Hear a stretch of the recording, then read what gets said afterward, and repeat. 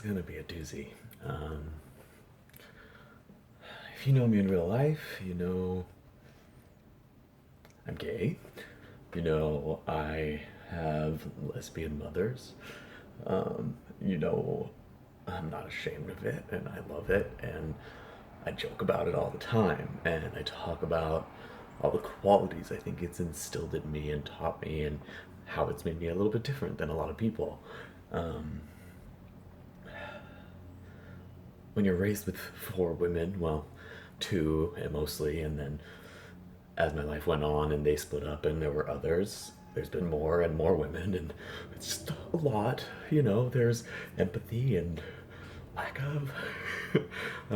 But it's a lot of focus on emotions and on interpersonal relationships and real dialogue and like what things actually mean. And I can't lie, it's been very hard being a gay man with that perspective. Um, I went through college and I kind of was so new to people and gay and everything that I got a little lost in party culture and in making sure that people liked me and that there was an objective of being socially integrated that was necessary. And I've kind of learned that that's all a bunch of bull. And it's about drawing in those that are close to you by being as authentic as you can. And that when you put out there what you want, similar people will come to you. And it's weird because people seem to understand this in the notion of relationships, even though they don't actually pursue that with how to find relationships or people to date. They all seem to know that it's like, oh, we want common interests. We want, and you find that by like putting out who you are, and they'll be the same, and then you'll know. And it's like, okay, well, if you know that, why aren't you doing it? Why is everybody hiding behind different false images and weird projections of themselves that aren't actually real? Like if you're a little bit narcissistic, just own it. Hello, I take selfies all day. Like, you think I don't know that how that reads? Like, you just have to know who you are and own it. But what's weird is that people forget that this is the same with friendships. Any relationship, anyone, if you want to have an authentic connection with something, with someone that's real, you have to put all of you out there with no walls and see how it's going. Check in, see if every time that you're with this person, are you getting authentic back? Because I'm honestly tired of having all of these gay friends that every time I'm with them, they're just bitching about some other gay dude, one of their other friends, one of their other issues. If you're spending all of your time talking about your friends because you don't actually like what they're doing, they're not your friends. Give up. We force way too many connections because we have this thought that we have this social need for connection. What you need is to connect with yourself and with real people that are actually tied to you by commonalities. Not because you partied with these people and then one time you met this person and they were kind of cool and then, you just kind of hung out a few more times and all of a sudden you're in a group chat.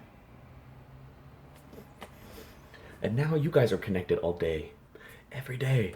And all you do is talk and you don't like each other's perspectives and you wonder why. And you're like, oh, I really like this person, but they're doing all these things that make me upset. Like, they're not your friend. It's circumstance. You literally just got lucky, or unlucky, as I would say. And it's unfathomable to me why gays do this, but then I realize it comes back to me. Family. Experiences from the home. And I'm not saying out there that there aren't gays that have good families. There are definitely gays that have good families. I'm very lucky to have a very privileged form. But it's a matter of fact that many gay, LGBT, queer people have rough family upbringings. And it forces them to find family within their friends. And that means that you have to excuse actions that you wouldn't normally excuse for people that you care about this way because you feel so desperately like you need them. You don't need them. You need you, and you need the people that actually want to do what you want to do, not just because they fuck the same kind of person. It's fact. You don't need everyone that happens into your life. And if you get partway through a friendship and start realizing, wow, maybe we don't have as much in common, do yourself a favor and do what you would do in a relationship and break up. Set them free. They will literally be happier because they can actually do what they want to do. For me, I know that I need people that understand that for most of my free time, which isn't a lot, I'm gonna sit around making music, taking selfies, being stupid, but I'm also gonna spend every moment I can connecting with you when you need me. It may not be in person because I value what I'm doing with my life, but I will always be there with you on phone, on text, whatever you need. I will do it because that is what a friend is when you ask for it. But it's also not just blindly giving it to people because you feel like I own them my friendship. No, you owe the people you choose your friendship, your love. Don't just make people your family because you're afraid of what all of it could mean when you actually connect with people for real. You're only going to diminish what true feeling means and what it really feels like by cheapening it and giving it to everybody. I hope you appreciate that, everybody.